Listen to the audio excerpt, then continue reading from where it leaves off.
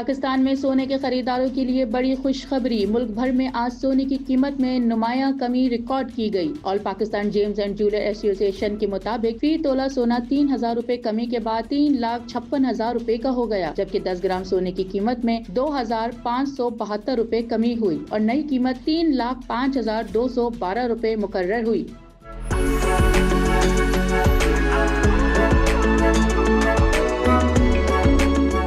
आलमी मार्केट में भी सोना सस्ता हो गया। फी ऑन सोना $30 की कमी से $3,335 पर आ गया। गुज़िश्ता रोज भी सोने की कीमत में कमी देखी गई थी, जब फी तोला सोना 700 रूपए और 10 ग्राम सोना 600 रूपए सस्ता हुआ था।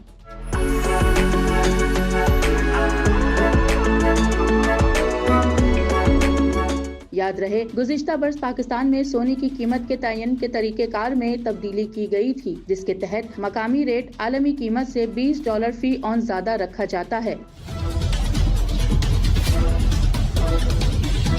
माहिरीन के मुताबिक डॉलर की कदर, आलमी कीमत और मकामी तलब आइंदा दिनों में कीमत के उतार चढ़ाव का सबब बन सकते हैं। क्या सोना मजीद सस्ता होगा या फिर वापसी की राह लेगा?